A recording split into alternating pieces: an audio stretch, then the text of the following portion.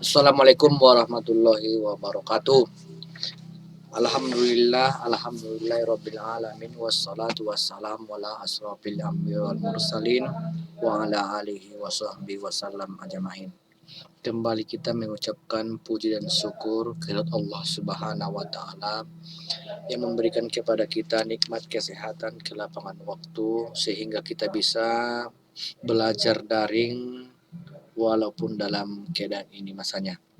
Selawat dan salam kita sanjungkan ke ruh Nabi besar Nabi Muhammad Sallallahu Alaihi Wasallam, di mana kita mendapatkan sangat mengharapkan syafaatnya mulai pada dunia ini sampai akhirat nantinya. Anak kami yang kami sayangi, kita melanjutkan materi lanjutan daripada sumber-sumber hukum Islam. Adapun minggu yang lewat, sumber hukum Islam yang pertama adalah Al-Quran, yang kedua sumber hukum Islam yang kedua adalah hadis. Di sini pengertian hadis menurut bahasa adalah ucapan atau perkataan. Pengertian hadis menurut bahasa adalah perkataan atau ucapan. Sedangkan menurut istilah, pengertian hadis adalah segala perkataan, perbuatan, ketetapan, persetujuan, dan cita-cita Nabi Muhammad Sallallahu Alaihi Wasallam. Jadi, pengertian hadis menurut istilah ialah segala perkataan, perbuatan, ketetapan, persetujuan, dan cita-cita daripada Nabi Muhammad Sallallahu Alaihi Wasallam, maka dikategorikanlah itu sebagai hadis. Adapun klasifikasi atau macam hadis, yang pertama adalah hadis qauliyah. Hadis qauliyah berarti hadis yang bersumber dari perkataan Nabi Muhammad Sallallahu Alaihi Wasallam. Hadis qauliyah yaitu hadis yang bersumber dari perkataan Nabi Muhammad Sallallahu Alaihi Wasallam, baik dalam bentuk perintah, larangan, anjuran, atau nasihat, dan lain-lain, yang dijadikan dalil untuk menetapkan hukum syara. Contohnya, hadis qauliyah ini sangat banyak dan sangat hampir seluruh sebahagian hadis Nabi Muhammad SAW dikategorikan atau diklasifikasikan atau digolongkan kepada hadis qauliyah. Jadi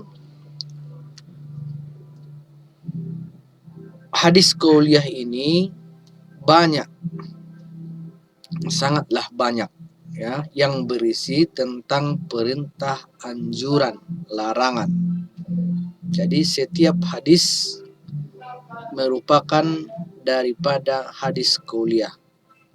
Seperti hadis daripada Rasulullah SAW yang qauliyah. Misalnya An Abi Hurairah radhiyallahu anhu qala Rasulullah sallallahu alaihi wasallam kullu mauludin yuladu al fitrah fa abawahu yuhawidani aw nasrani aw yumajusani. Itulah contoh hadis qauliyah yang artinya dari Abu Hurairah radhiyallahu anhu bersabda Rasulullah sallallahu alaihi wasallam, setiap bayi yang lahir adalah dalam keadaan suci. Itu adalah contoh hadis qauliyah. Dalam keadaan fitrah. Fa'abawa'uhu, kedua orang tuanya lah yang menjadikan ia agama Yahudi, Nasrani maupun Majusi. Itu adalah contoh hadis qauliyah. Hadis yang bentuk perkataan daripada Rasulullah Sallallahu Alaihi Wasallam. Yang kedua, hadis fiqliyah. Hadis fiqliyah yakni seluruh hadis yang bersumber dari perilaku atau perbuatan yang ditampilkan Nabi Muhammad Sallallahu Alaihi Wasallam agar dicontoh oleh umat manusia atau umatnya, agar diteladani. Jadi hadis fiqhiyah ini adalah hadis yang bersumber dari Rasulullah Sallallahu Alaihi Wasallam yang berbentuk daripada tampilan atau perilaku agar dicontoh oleh umatnya dalam melaksanakan ibadah. Contohnya atau misalnya tata cara wudhu. Jadi itulah yang ditampilkan oleh Rasulullah Shallallahu Alaihi Wasallam. Maka tata cara wudhu yang dibuat oleh Rasulullah yang kita contoh. Yang kedua, tata cara sholat. Sholat Rasulullah lah yang kita contoh. Tata cara sholat Rasulullah yang kita contoh, yang ditampilkan oleh Rasulullah Shallallahu Alaihi Wasallam. Di mana sholat dengan mengucapkan takbiratul ihram dan sambil mengangkat tangan, dan itulah yang ditampilkan dan diperbuat oleh Rasulullah Shallallahu Alaihi Wasallam dalam hal pelaksanaan sholat.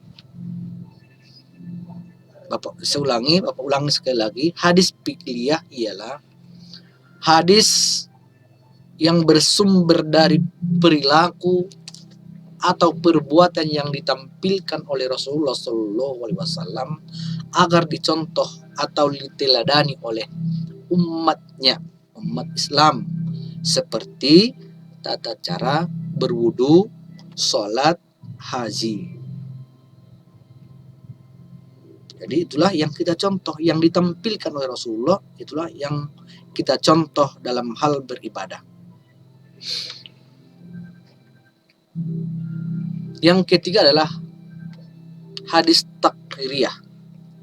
Hadis takririyah ialah hadis yang berbentuk ketetapan atau persetujuan Nabi Muhammad Sallallahu Alaihi Wasallam terhadap suatu perkara yang dilaksanakan atau dilakukan sahabat atau umatnya.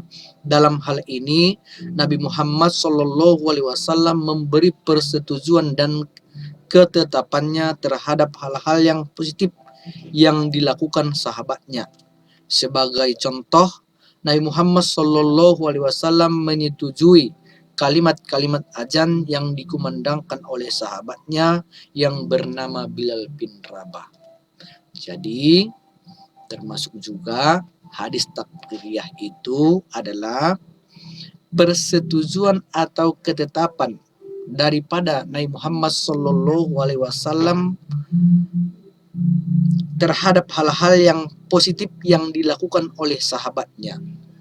Misalnya, sahabat Rasulullah Sallallahu Alaihi Wasallam mengumandangkan kalimat-kalimat azan, dan Rasulullah Sallallahu Alaihi Wasallam menyetujui dan menetapkan azan itu, dan azan itu boleh dikumandangkan, di mana fungsi azan itu adalah memberitahukan orang bahwa sholat telah tiba, waktu sholat telah tiba.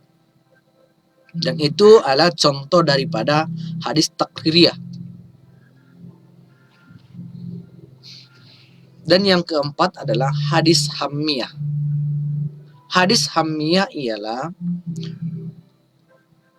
hadis Nabi Muhammad Sallallahu Alaihi Wasallam yang masih berbentuk harapan ataupun cita-cita. Harapan ataupun cita-cita. Bentuk hadis ini sangatlah sedikit. Bahkan ada yang mengatakan tidak ada.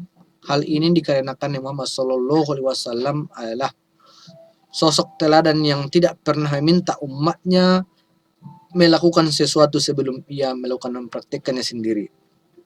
Jadi dalam hadis hammiyah ini, hadis yang berbentuk cita-cita daripada Rasulullah Sallallahu Alaihi Wasallam, dia tidak mewajibkannya karena dia belum sampai atau tidak pernah melakukannya. Tapi terlebih dahulu Rasulullah Shallallahu Alaihi Wasallam dipanggil oleh Allah Subhanahu Wa Taala. Jadi ada cita-cita dari para Rasulullah Shallallahu Alaihi Wasallam, yaitu mewajibkan puasa pada bulan Muharram seperti pada bulan Ramadan. Akan tetapi Rasulullah Shallallahu Alaihi Wasallam tidak mewajibkannya kepada umat Islam karena terlebih dahulu Rasulullah Shallallahu Alaihi Wasallam dipanggil oleh Allah Subhanahu Wa Taala. Jadi hadis hamiyah ialah hadis yang berbentuk cita-cita atau harapan daripada Rasulullah Shallallahu Alaihi Wasallam, akan tetapi tidak tercapai karena terlebih dahulu Rasulullah Shallallahu Alaihi Wasallam dipanggil Allah Subhanahu Wa Taala, dan cita-citanya itu adalah mewajibkan bulan Muharram seperti pada bulan Ramadan, tapi tidak jadi. Kedudukan hadis sebagai sumber hukum yang kedua setelah Al-Quran. Jadi hadis ini adalah hukum yang kedua setelah Al-Quran. Jadi yang pertama adalah tetap di atas Al-Quran, dan yang kedua adalah hadis. Firman Allah dalam Al-Quran surah Al-Hasr ayat 7.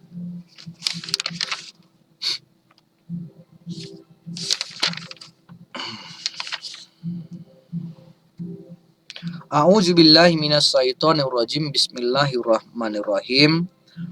Wa ma atakumur rasulu fahuzuhu wa ma nahakum an pantahu. Artinya, apa-apa yang diperintahkan Rasul kepadamu maka kerjakanlah, dan apa-apa yang dilarang bagimu maka tinggalkanlah. Ini adalah firman Allah Subhanahu Wa Taala, Quran surah Al-Hasr ayat 7, di mana Allah Subhanahu Wa Taala merekomendasikan kepada kita bahwa apa-apa yang diperintahkan Rasul atau Nabi Muhammad Sallallahu Alaihi Wasallam kepada kita, maka Allah Subhanahu Wa Taala menyetujui dan juga meridoi. Dan juga apa-apa yang dilarang oleh Rasulullah Sallallahu Alaihi Wasallam kepada kita, maka wajib kita meninggalkannya. Berarti dengan ini tidak ada pertentangan antara Al-Quran dan hadis, dan hadislah yang menjelaskan apa yang ada dalam Al-Quran sebagai perinci atau memberi penjelasan daripada Al-Quran.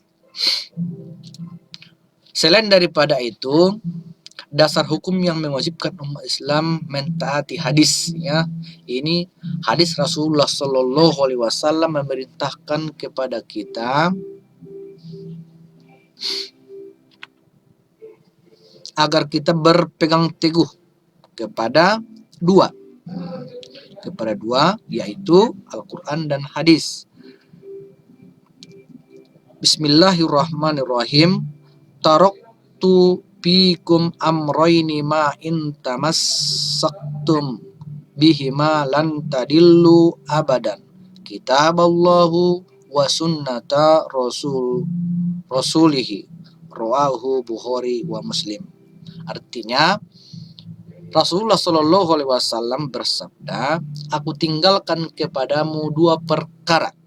Apabila kamu berpegang teguh kepada keduanya, niscaya kalian tidak akan tersesat selama-lamanya. Kedua perkara itu ialah Al-Quran dan Sunnah Rasul atau hadis. Hadis riwayat Bukhari dan Muslim. Jadi Rasulullah Shallallahu Alaihi Wasallam mengabarkan kepada kita bahwa Al-Quran dan hadislah yang menjadi pedoman kita. Janganlah kita bersumberkan hukum selain daripada yang dua itu. Maka Rasulullah Shallallahu Alaihi Wasallam menjamin kita keselamatan baik di dunia maupun di akhirat apabila kita berpegang teguh kepada Al-Quran dan hadis. Hadis terdiri dari tiga isi, yaitu matan, matan atau isi,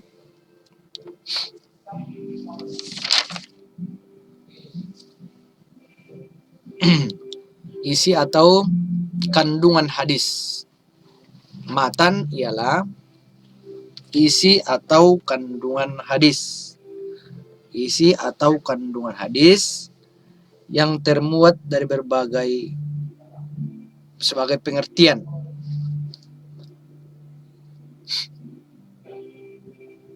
Sanad yaitu jalan yang menyampaikan matan hadis, yaitu nama-nama perawi yang berurutan yang menjadi sandaran periwayatan hadis yang menjadi perantara dari Nabi Muhammad Sallallahu Alaihi Wasallam sampai kepada perawi.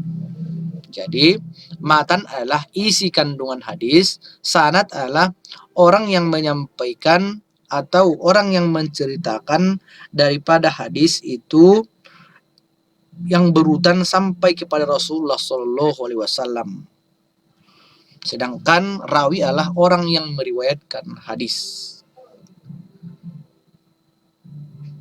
Jadi anak kami kalau nanti kalau ada pertanyaan apa yang dimaksud dengan matan, sanad, dan rawi, anak kami bisa menjawabnya dengan benar, di mana matan ialah isi atau kandungan daripada hadis. Sanad adalah jalan yang menyampaikan isi hadis tersebut kepada berurutan, jelas dia sampai kepada Rasulullah Shallallahu Alaihi Wasallam. Sedangkan rawi adalah orang yang meriwayatkan hadis. Adapun kualitas hadis, yang pertama adalah hadis sahih. Hadis sahih yaitu hadis yang bersambung sanadnya dari awal sampai akhir dan disampaikan oleh para perawi yang adil, mahsyur atau sempurna hafalannya. Suatu hadis dikatakan sahih jika sanadnya bersambung. Perawinya adil, perawinya sahih, memiliki ketelitian dalam menerima hadis. Hadis yang diriwayatkan tersebut tidak sahih atau tidak menyalahi riwayat perawi lain yang lebih istiqoh atau benar. 5. Hadis tersebut selamat dari illat yang merusak. Jadi hadis sahih ialah hadis yang sambungan sanadnya itu sampai kepada akhir. Sampai kepada sanadnya sampai kepada yang mendengarkan langsung kepada Rasulullah Sallallahu Alaihi Wasallam. Yang kedua, klasifikasi atau daripada kualitas hadis yang kedua adalah hasan. Hasan yaitu hadis yang bersambung sanadnya dengan perawinya, periwayatan perawi yang adil tetapi ringan dan kurang kebaikannya dari perawi yang sama dengan sampai yang terakhir. Yang ketiga adalah hadis doib, yaitu seluruh hadis yang tidak terhimpun pada sifat-sifat atau syarat-syarat hadis sahih dan hasan. Jadi hadis doib adalah hadis yang lemah.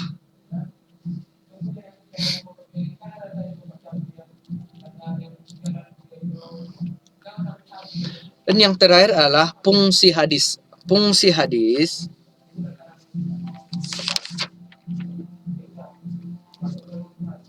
memperkuat atau mengukuhkan kembali hukum-hukum yang telah ditetapkan dalam Al-Quran. Sebagai contoh, Al-Quran mewajibkan umat Islam menyembah Allah dan melarang menyekutukannya. Jadi dalam hal fungsi hadis adalah memperkuat, mengukuhkan hukum-hukum yang ditetapkan di dalam Al-Quran, memperkuat dan mengukuhkan kembali.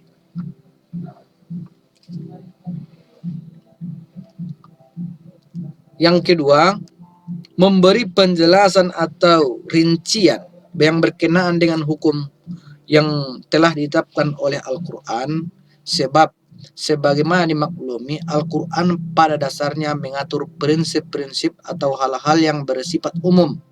Karena itu, hadis berfungsi menjelaskan, memberi rincian bersifat umum.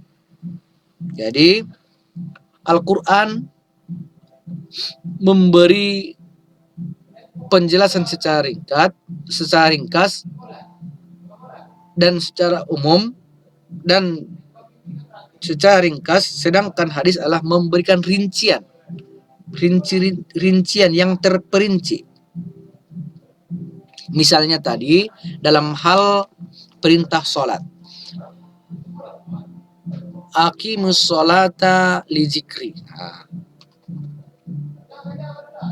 Allah memerintahkan kepada kita untuk melaksanakan sholat dan berzikir kepadanya.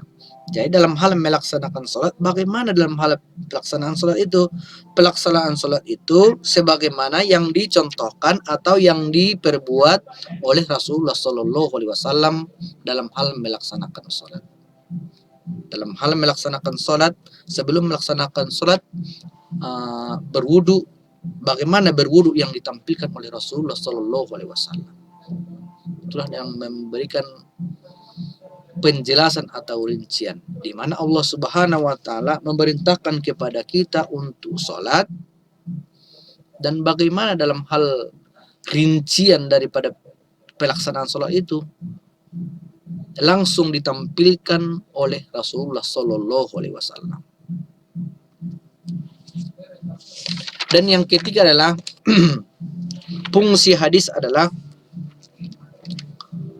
menetapkan atau mensyariatkan hukum-hukum yang baru yang tidak didapati dalam Al-Quran. Hukum-hukum yang baru yang tidak didapati dalam Al-Quran, contohnya